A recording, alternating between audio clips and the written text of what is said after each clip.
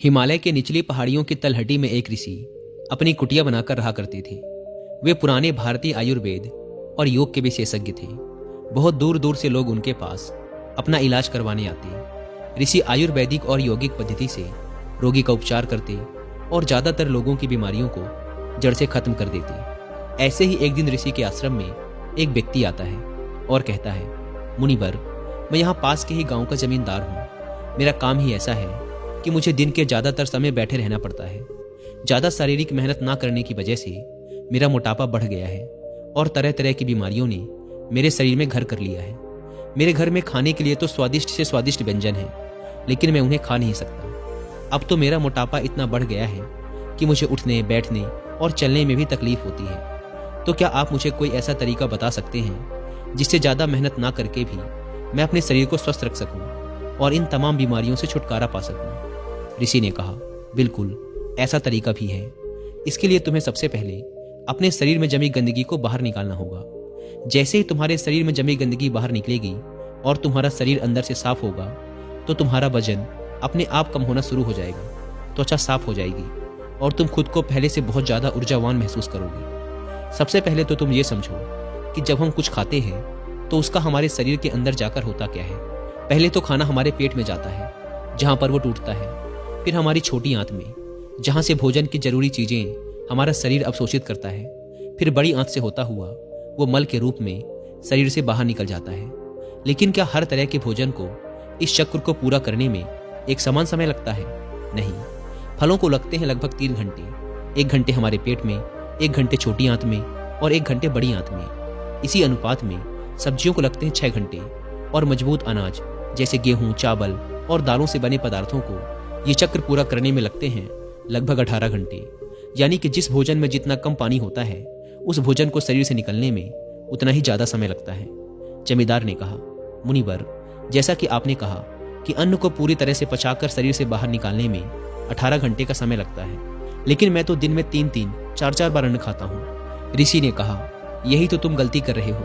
पहले वाला खाना पचा नहीं कि तुमने ऊपर से और डाल दिया। परिणाम स्वरूप पहले वाला खाना अपशिष्ट के रूप में पूरी तरह से निकल ही नहीं पाता।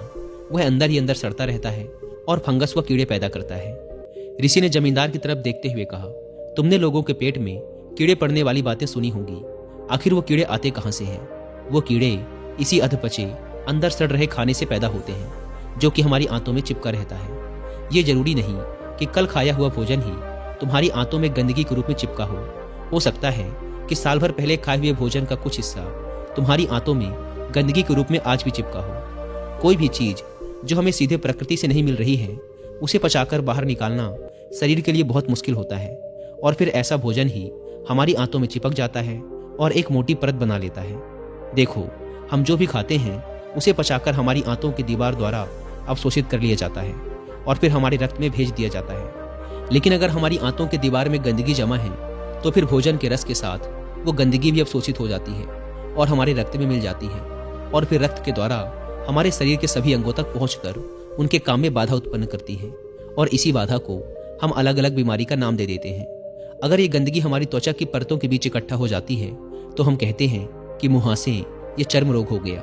अगर ये गंदगी गांठ बनकर हमारे गुर्दों या पेट के किसी हिस्से में जम जाती है तो हम इसे कहते हैं पथरी। इसी तरह से मोटापा, अगर तुम्हें वजन कम करना है तो शरीर में से इस गंदगी को निकालना पड़ेगा।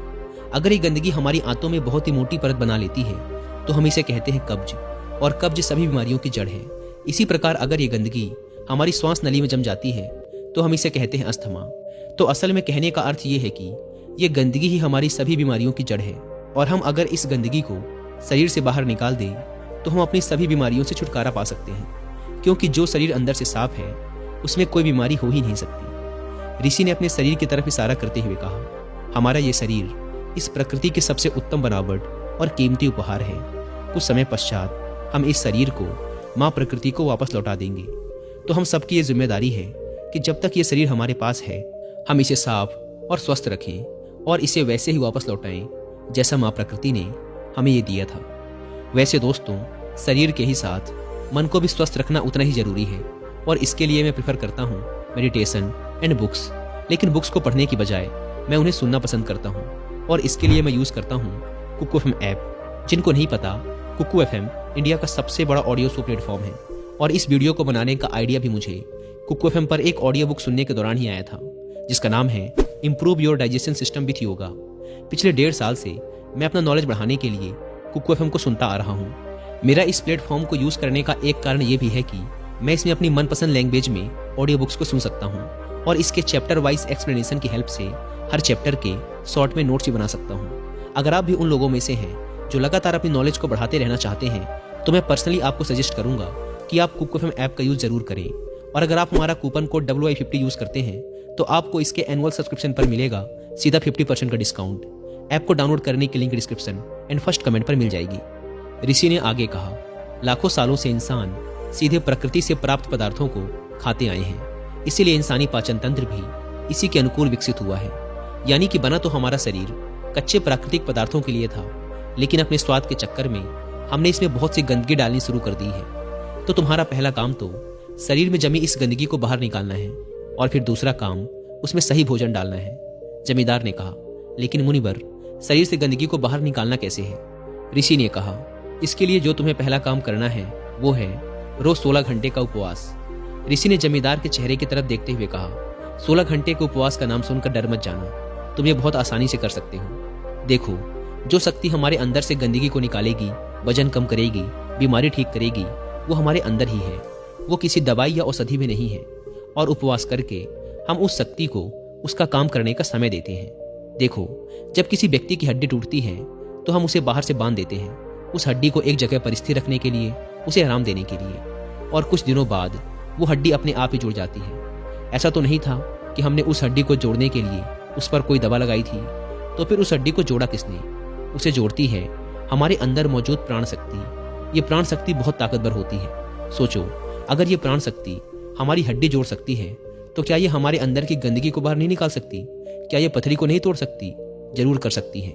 जब प्राण शक्ति अपना काम करना शुरू करती है तो ये किसी भी बीमारी को ठीक कर सकती है, फिर चाहे वो बीमारी कहीं भी हो और कितनी ही पुरानी क्यों ना हो। सबसे पहले तो तुम प्राण शक्ति के काम करने का तरीका समझो। प्राण शक्ति एक समय में केवल एक ही काम को अच्छे तरीके से कर सकती है, या तो भोजन को पचाने का काम या फिर शरीर की आंतरिक मरम्मत और इलाज का काम। लेकिन दुर्भाग्य से ज्यादातर लोग हर समय खाते ही रहते हैं और वो इस प्राण शक्ति को अपना दूसरा काम करने का समय ही नहीं देते, क्योंकि जैसे ही भोजन हमारे अंदर जाता है प्राण शक्ति उस भोजन को पचाने के काम में लग जाती है।